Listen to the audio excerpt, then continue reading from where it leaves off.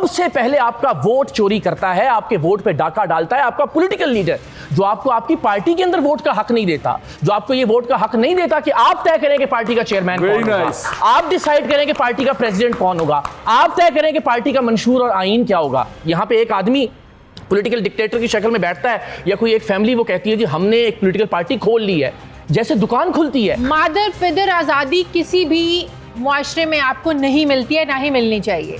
Vocal होने का ये मतलब नहीं है कि आप अपने इदारों को गालियां निकालना शुरू कर दें। वोकल होने का मतलब ये नहीं है कि किसी एक पार्टी के लिए आप बाकी सारे मुल्क को दांव पर लगा दें, बाकी सारे मुल्क के इदारों को दांव पर लगा दें।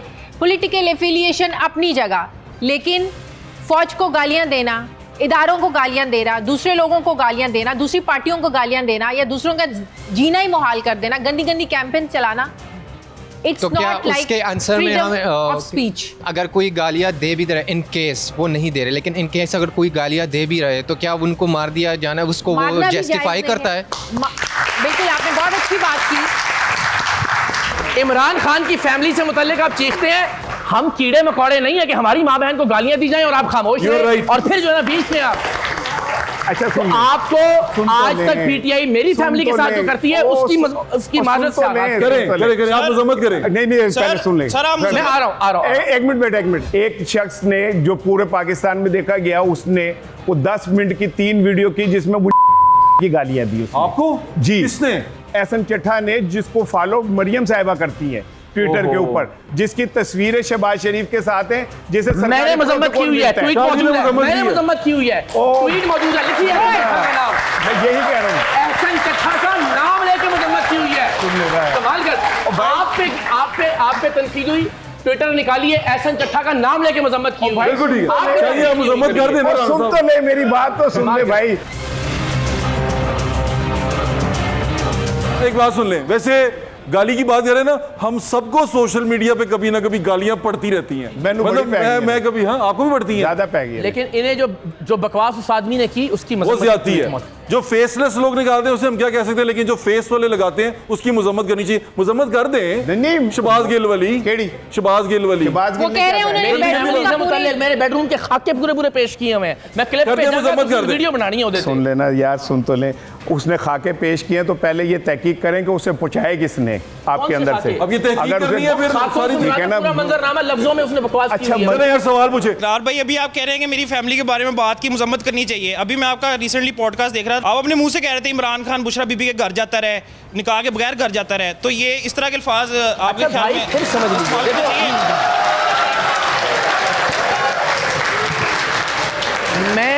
मैं आज भी, अब ना जरा भट्ट साहब मुझे एक मिनट यार, सुन तो लो, ताकि ना बड़ा ये हसास मामला है, इसको क्लियर कर लें। हाँ सुन लो। मैं फिर आपके सामने दोहराता हूं, हर वो मामला आपका जाती मामला है जो अल्लाह और आपके दरमियान है। खान साहब की वो जो ऑडियो कॉल है ना, वो जाती मामला है।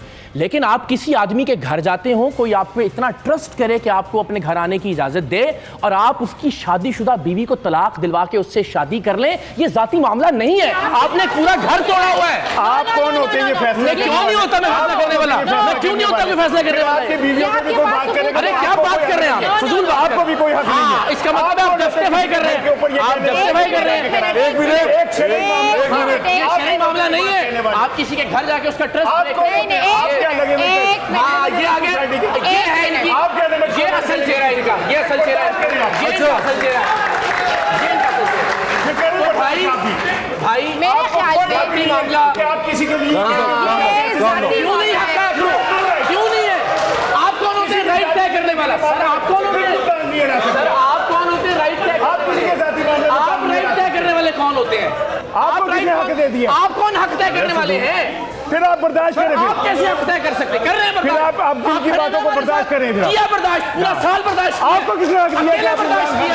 आप कैसे रहेंगे? क्या बात कर रहे हैं? एक शरई मामला हुआ है। आप कैसे लोगों ने शरीयत के साथ पीटीआई आपको पकड़ होगी आपकी के साथ खड़े हुए, आपके घर ये साथ खड़े हुए। खुदा का खौफ करें। एक मिनट। लेकिन एक बात आप पानी पिए, मेहरबानी करें, ये लें। कमाल बात करते हैं। एक मिनट मैं पानी पीता हूँ, ये बोतल खोल के दें आप मुझे। हमारे बड़े हैं ये, बोतल खोल के दे। लेकिन ये फैसला कोई नहीं कर सकता कि इमरान खान ने बुशरा बीबी का हस्बैंड छुड़वाया, बुशरा बीबी ने अपनी शौक से छोड़ा, अपनी खुशी से छोड़ा। बस कर दे, ये कोई फैसला नहीं कर सकता। हम उसके घर की ये बात कोई फैसला नहीं कर सकता। सवाल पूछो सोशल मीडिया का। मेरा आपसे सवाल ये है कि आप एक पार्टी लेके चल रहे हैं, आप हम सब से एक्सपेक्ट कर रहे हैं कि हम कल को आपका नैरेटिव सुने और उसके बाद आपके साथ शामिल हो जाएं और आपको हेल्प करें आपको उस चीज़ के अंदर, ठीक है। और दूसरी तरफ हम सोशल मीडिया पे आपकी वीडियोस देखते हैं कि आप एक छोटी सी बात के ऊपर गलत किया था वो FIA के ऑफिसर ने एयरपोर्ट के ऊपर, लेकिन इतना बड़ा रिएक्शन कि वो हर बंदे के दिल में अब ये चीज़ आ गई है कि अगर हम इकरारुल हसन साहब से कोई बात इस तरह की कर देंगे या कोई बंदा जाते हुए कोई बात कर देगा तो उनसे ये चीज़ बर्दाश्त नहीं होगी, वो उल्टा बैकलैश हमारे ऊपर आएगा। क्योंकि ये भी पता चला है कि वो उस FIA ऑफिसर की जॉब चली गई। नहीं गलत पता चला आपको। चलें, नहीं भी गई, ओके, लेकिन फिर भी क्या मैं अब ये सोचने पे यार मैंने देखे उसके टिकटॉक आ रहे हैं। हाँ, हीरो बन गया वो, उसके टिकटॉक मैं ये सोचने पे फिर मजबूर हो जाऊं कि मैं अगर इस बंदे के साथ चलूंगा तो कल को मेरे ऊपर भी ऐसा बैकलैश आएगा। ये जिसको देखेगा, इसके पास सोशल मीडिया की पावर है, ये मोबाइल निकाल के उसके साथ सेम रवैया। आपका नाम क्या है भाई? फैज़ान। इसी एयरपोर्ट पे चंद महीने पहले मैं जर्मनी से वापस आ रहा था और यही FIA के लोग जो थे ये प्रोटोकॉल दे रहे थे मुख्तलिफ लोगों को, कुछ अमीरजादों को। हाँ। इससे 10 गुना ज़्यादा आवाज़ में मैं चीखा था, चिल्लाया था और मैंने वो प्रोटोकॉल वाली लाइनें बंद करवाई थी, इमिग्रेशन काउंटर्स खुलवाए थे। पूरे पाकिस्तान ने तालियां बजाई थी कि क्या दलेर आदमी है, देखो यार यूनिफॉर्म वालों के खिलाफ, उनकी गलती के खिलाफ खड़ा हो गया। आप तस्लीम कर रहे हो कि उसने गलत किया। आप मुझे अपनी जगह रखकर ज़रा सोचिए, आप इमिग्रेशन की लाइन में खड़े हो, आपकी वाइफ, आपकी बहन, आपकी बेटी, आपकी माँ आपके साथ मौजूद हो और कोई आदमी किसी भी तरह का तजलील आमेज या तज़हीक आमेज कमेंट पास करे, आप क्या करेंगे? क्या करना चाहिए आपके ख्याल में उस वक्त? माफ कर देना चाहिए। क्या बात कर रहे हैं यार? ये उस लीडर के फॉलोअर हैं जो स्टेज पे खड़ा होकर मौलाना डीजल कहता होता था, पंजाब का सबसे बड़ा डाकू कहता होता था, जो है ना वो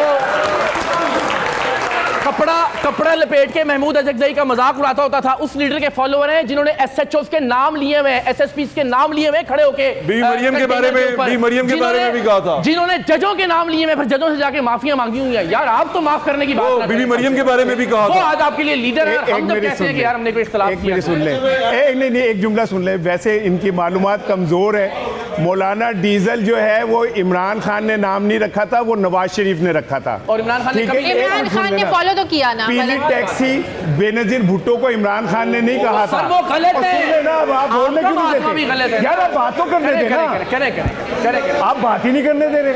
आपने सबको वो FIA का इंस्पेक्टर समझ लिया। आपका सवाल जी सर, इकरारुल हसन से सवाल है कि सर एक तरफ आप कह रहे हैं कि मैं किसी पॉलिटिकल सीट पे नहीं आना चाहता और दूसरी तरफ आपने पार्टी बनाई हुई है, और दूसरी बात ये है कि सर जलसे पे से रिश्तेदार ही आए थे आपके तौंसा शरीफ वाले में। क्या हुआ? सॉरी, तौंसा शरीफ में कहते हैं रिश्तेदार थे सारे। अच्छा सुन ले,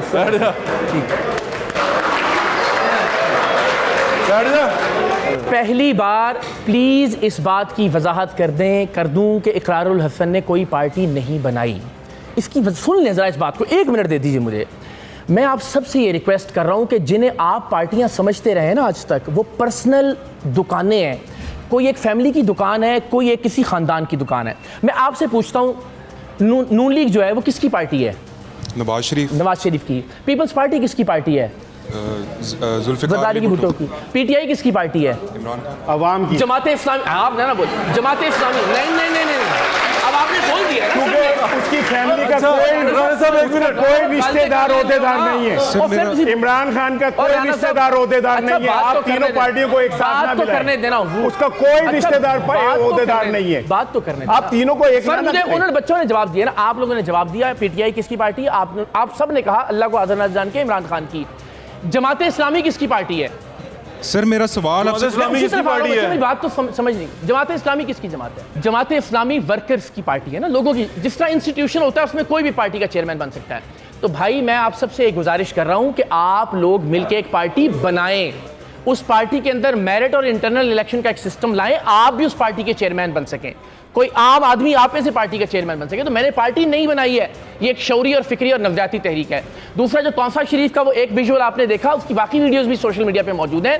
लेकिन कोई भी माँ के पेट से कोई भी कामयाब तहरीक लेके नहीं आता है। मैं आपको एक मिसाल देता हूँ। एक दोस्त ने मुझे कहा, शाजिया सुनिएगा, हमारा बहुत शुरू के दिन थे, उसने कहा इकरार भाई मैंने ना आपकी एक फ़ोटो लगाई फेसबुक के ऊपर और उस फोटो पे ना सिर्फ 2700 लोग हैं कि जिन्होंने थम्स अप किया था, 20,000 लोगों ने हंसने वाला इमोजी लगाया।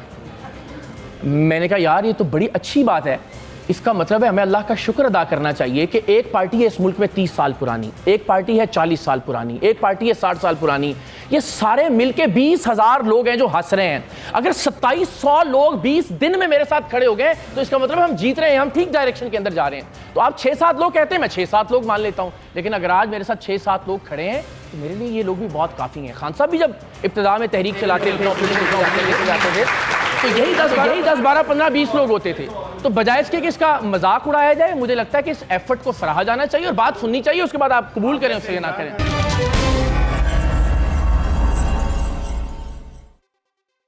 अस्सलाम वालेकुम सर, मेरा सवाल इकरारुल हसन साहब से है। थोड़ी देर पहले आपने बोला कि जब आप पूछ रहे थे कि कौन सी पार्टी किसकी है, तो I would just like to make a comment on that कि पीटीआई किसकी पार्टी है। वो 8 फरवरी को अवाम ने बता दिया था कि वो किसकी पार्टी है, तो वो मेरा ख्याल है कि वो केस क्लोज है, ठीक है।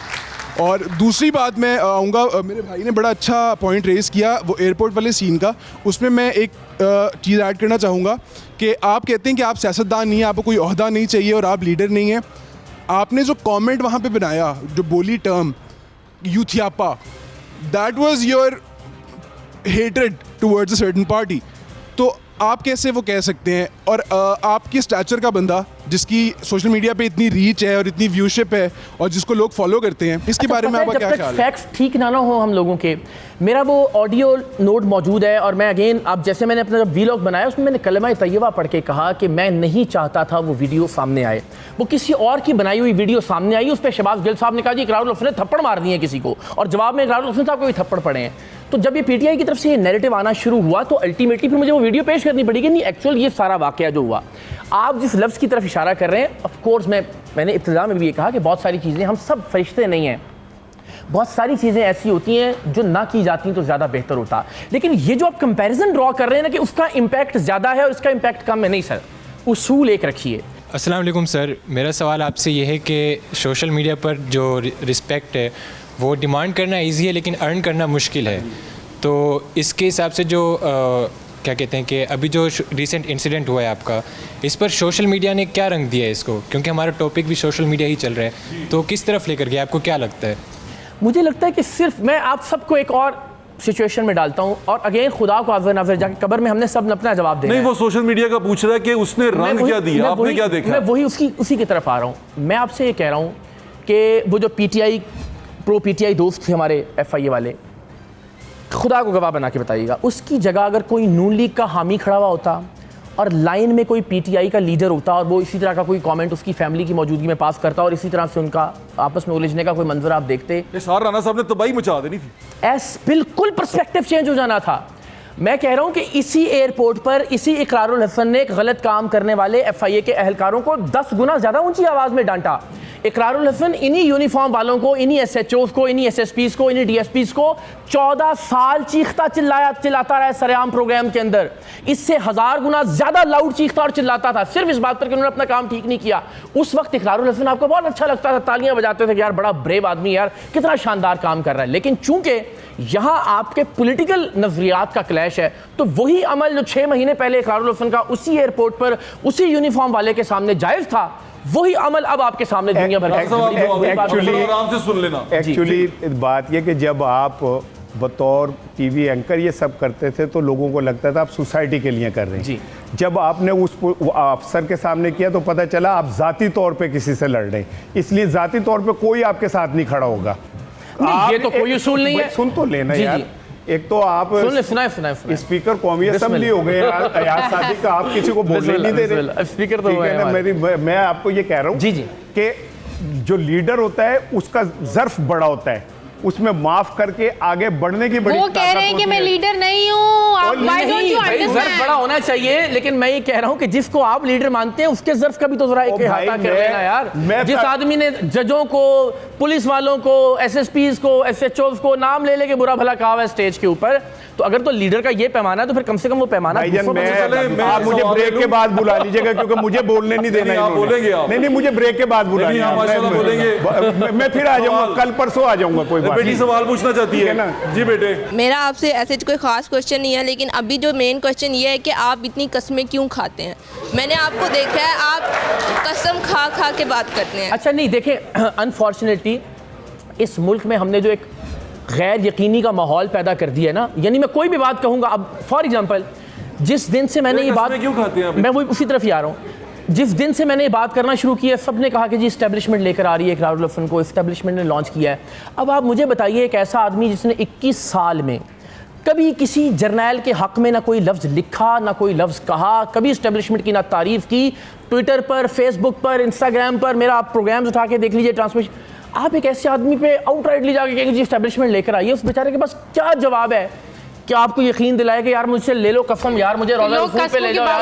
अच्छा एक और ना करे, कोई बात नहीं, उससे कोई फर्क नहीं पड़ता। बच्ची जो है ना, वो ये कह रही है, बच्ची, अच्छा बच्ची को उसकी आवाज़ बोलने देना, वो उसको सुनने दे। कर रहा हूँ। वो बच्ची कह रही है कि अल्लाह कुरान में कहता है कि जो ज्यादा कस्में खाता है वो झूठा होता है। गलत बात, नहीं, मुझे ये लगता है कि जब मैं ये कहता हूँ ना, मैं हलफ देकर या कसम उठाकर कहता हूँ कि मैं ज़िंदगी में कोई ओहदा नहीं लूँगा, तो मुझे लगता है मैं अपने ऊपर चेक और बैलेंस का वजन ज़्यादा कर रहा हूँ कि कल लोग कहेंगे यार तुम कस्में उठा के कहते थे तुम ओहदा नहीं लोगे, और तुम फिर ओहदे की लाइन में लगे हो, तो मेरे ऊपर उसका एक प्रेशर और दबाव आ जाता है अपने ऊपर। अस्सलाम वालेकुम सर, मेरा आपसे ये क्वेश्चन है, आप मुझे पहले ये बताएं, आपके पीटीआई के बारे में काफ़ी डिफरेंट ओपिनियंस है, नून लीग के बारे में डिफरेंट है।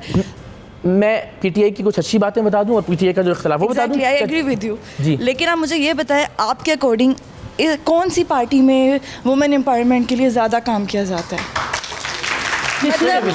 या वुमेन एम्पावरमेंट को भी आप साइड कर दें आम लोगों के लिए?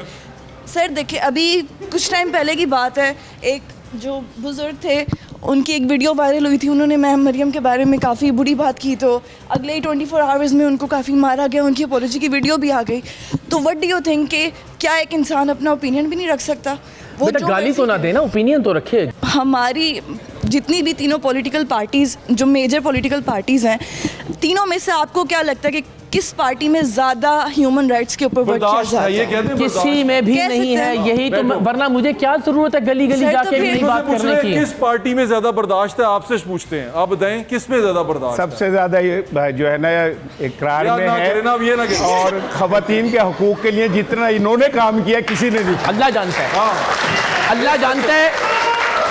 14 साल का प्रोग्राम सरेआम इन्होंने तंज किया अपनी जगह, लेकिन खुदा जानता है मैंने जितनी मासूम बच्चियों को जिस्म फरोशी के अड्डों से निकलवाया, जितनी बात करवाया, वो 14 साल का करियर मेरा पूरी कौम के सामने है। इसका एतराफ़ करता हूँ, इसमें कोई शक नहीं। अब किस पार्टी में बर्दाश्त ज्यादा, ये बता दें। देखें, बात सुने, पार्टियां जो होती हैं ना, कोई बाहर से नहीं आती हैं, पार्टियां उस सोसाइटी का अक्स होती हैं, जैसी कौम वैसी ही का लीडर होता है। अच्छा, किसी में बर्दाश्त नहीं है, किसी में बर्दाश्त नहीं हो गया, उन्होंने कहा किसी में नहीं है, आप क्या सोचते हैं? ये बात ठीक है, इंक्लूडिंग अस, अगर पार्टी नहीं भी है, हम सब में बर्दाश्त का मादा खत्म हो रहा है और होना चाहिए, इसको लेकर आना चाहिए वापस नॉर्मलाइजेशन की तरफ। हमारी सोसाइटी में बर्दाश्त, यही असल बात यही है।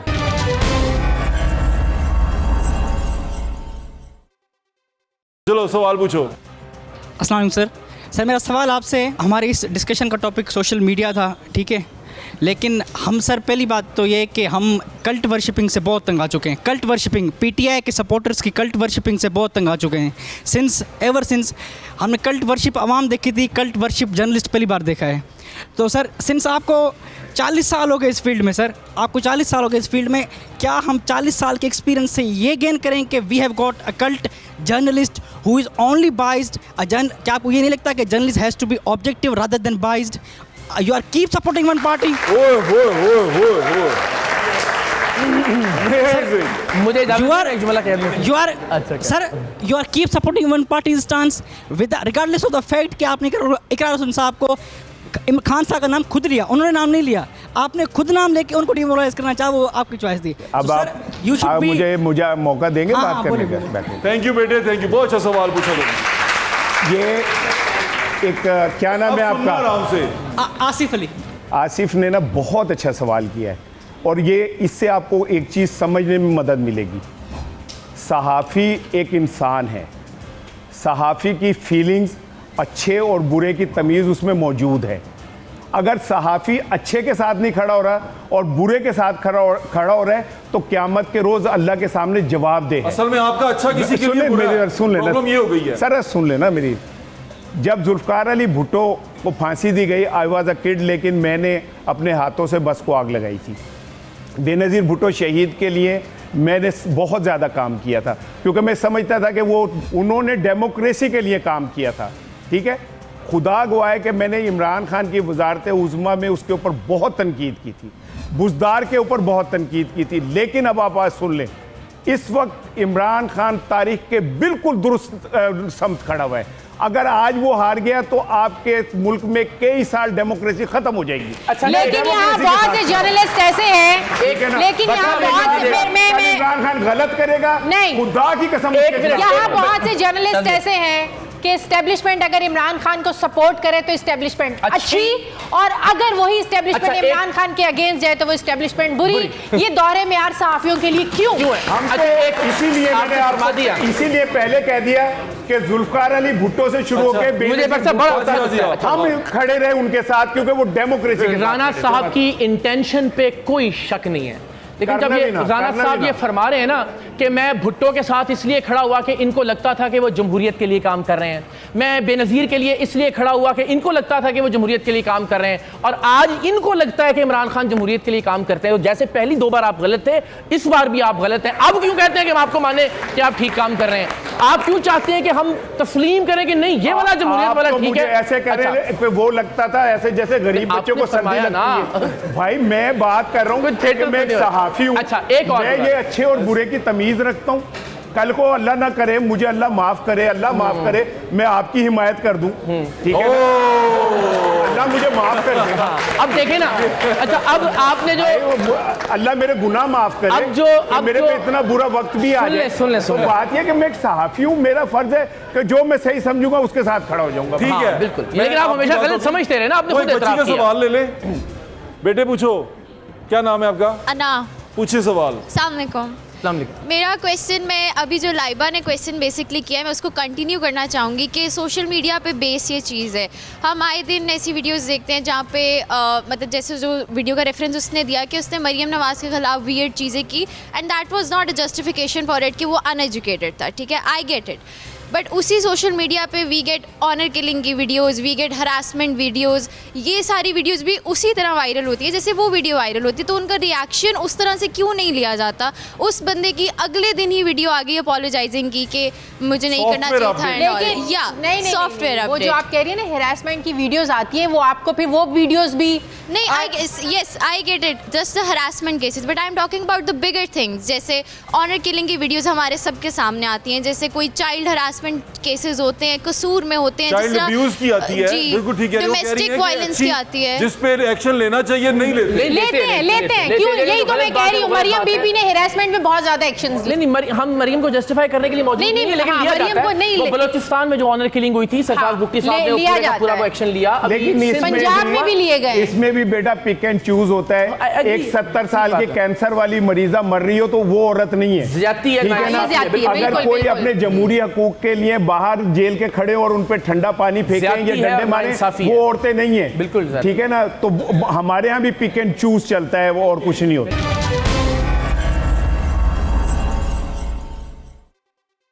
सवाल पूछना किसी ने? यार बस अब इकरार से ना पूछना, थक गया यार, मेहरबानी करें। हम तो अभी शुरू हुआ है सफर, इसार साहब से पूछे, हम थकते नहीं, मेहरबानी यार प्लीज। अच्छा सर, मेरा आप तीनों से सवाल ये है कि where can we draw the line, कि हम बताएं कि आप ये चीज़ या क्वेश्चन या ये इतना पर्सनल आप नहीं हो रहे, जैसे आप लोगों की काफ़ी आर्गूमेंट हुई, बहुत पर्सनल हो गई थी, काफ़ी ज़्यादा हीटअप हो गया आपका आर्गूमेंट, तो आप तीनों से ये सवाल है कि आप लोग कहाँ वो लाइन ड्रॉ करते हैं कि ये चीज़ पर्सनल है और ये चीज़ पर्सनल नहीं है? एक एक करके जवाब और सर सेकेंडली एक छोटा सा पार्ट और है मेरे क्वेश्चन का, जो इस मुल्क को डिफेंड कर सकते हैं मेरे ख्याल से वो बेस्ट इंटरेस्ट इस मुल्क का जान सकते हैं कि इस मुल्क के लिए क्या बेहतर और क्या नहीं, क्योंकि हम सब तो थोड़े टर्म के लिए आते हैं और अपने पर्सनल इंटरेस्ट के लिए भी आते हैं, तो इस पर आपकी भी मुझे तीनों की ओपिनियन चाहिए। एक बारी बारी मैम शाजिया आपसे शुरू करते हैं। किसी की वाइफ, किसी का हस्बैंड, किसी के बच्चे, किसी का रिलेशन, कौन किसके घर आ रहा है जा रहा है, हर एक की ज़ाती ज़िंदगी होती है।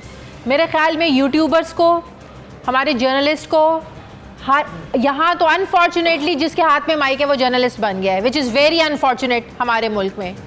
ये सब ज़ाती ज़िंदगी में से आपको दूर रहना चाहिए। हमारे जर्नलिस्ट को इसको किसी सूरत हिट नहीं करना चाहिए।